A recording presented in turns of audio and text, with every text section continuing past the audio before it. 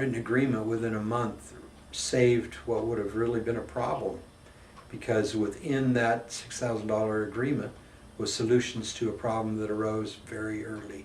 So we learned through those experiences, Mark, that you have to be cautious. You have to know where the mines are in the minefield.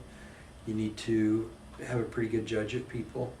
I think the important thing is not to misinterpret passion and energy for a good, solid opportunity worth pursuing. That's really interesting.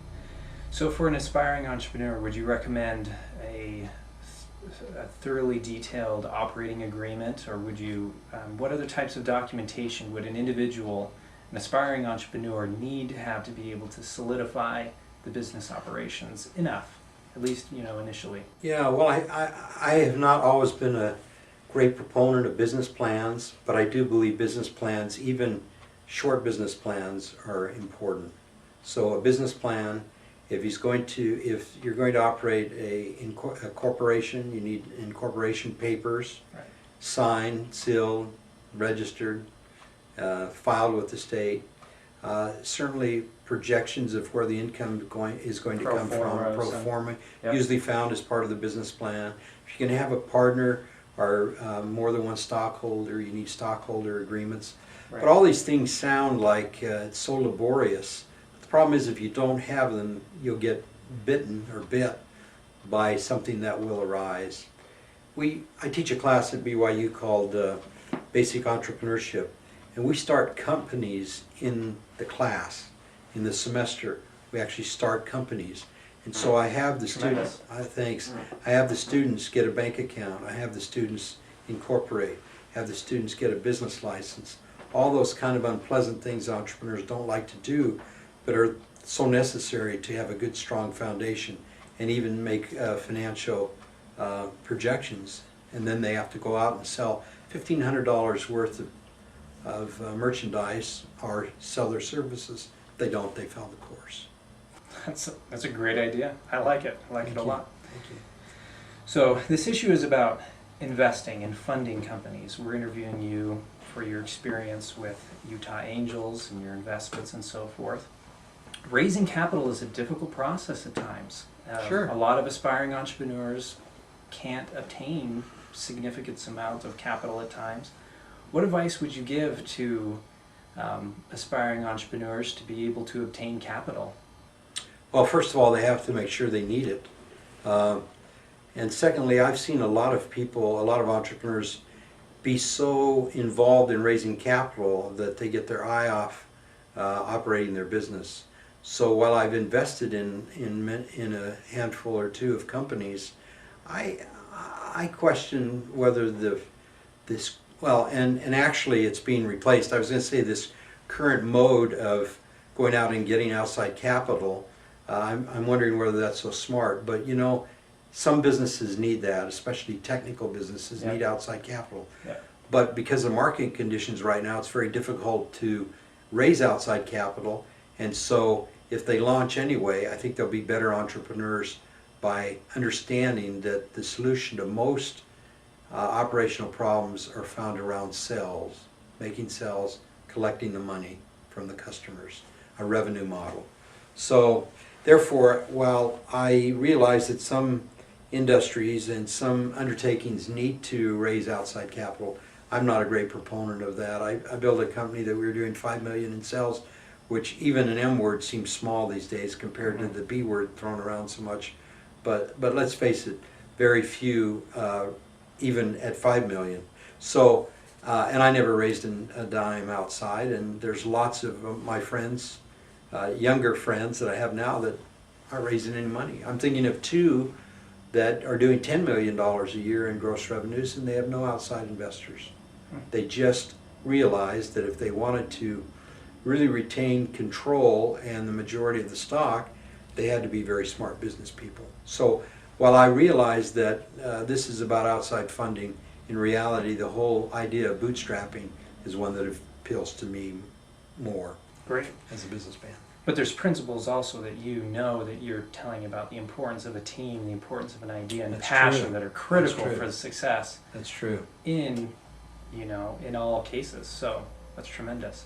Yeah, but I don't see as the ability to raise capital as a necessary part of that formula. Interesting. So what would you say in as simple terms as possible? What is that formula? I mean, just a list. We talked about the team. We talked about passion. What is that list concisely? Well, certainly the biggest one that comes to mind first is you have to discover a problem, a void in the marketplace, or even a problem that's being solved now but can be solved faster, cheaper, more economic, well, cheaper. So finding a problem, coming up with a solution that can be offered at a price that the person that has the problem is willing to pay, willing and able to pay for the solution. All right. Right. And so in the case of 1-800-CONTACTS, the problem was you'd go in to an eye doctor and have him prescribe a lens, and then he would wait 2 weeks. You'd have to come back a week or two later for him to have that lens in his store because he didn't carry inventory. And so what Jonathan Kuhn did with 1-800-CONTACTS is he carried inventory, and at that time it was all mail order. Now it's all over the phone or internet, primarily internet now. So I say the first ingredient of success is find a problem, come up with a solution that the person with the problem has the money and is willing to pay to get the solution. So, I mean, that's really basic, but that's very critical. Yeah, There's a that's lot great. more. There's a lot more after that, but And it means a lot coming from your perspective as well. thanks. Good. Thank you very much. A lot of people, for example, are craftspeople, and they make a product. I even had an electrical engineer that made a black box that was going to do something, and he was all excited about it, and it did it, but the problem was that it costs $400 just to manufacture the black box, and what the black box did can be done manually in 30 minutes. And so the question is, pay $400 and have the black box do this for you, or do it yourself in 30 minutes. It's a pretty easy decision. Good.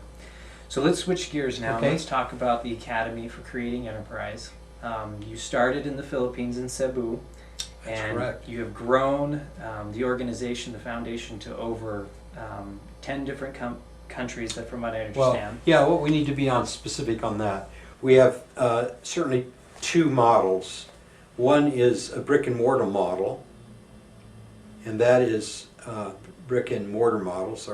and that is in the Philippines, in Mexico, and then Brazil is a little different model, and then there are all these other countries. So would you like to discuss the two models, or what aspect would you like, or just generally? Sure. Well, give us a little history of how the foundation came about, the mission behind it, and Okay. how you're currently delivering services Great. to people in the world today. All right.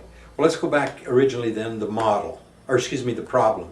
The problem is that return missionaries in the Philippines have a lot of spiritual eyesight, but not much temporal insight. Okay? So they had their spiritual life together, but didn't know much about how to get their temporal life together.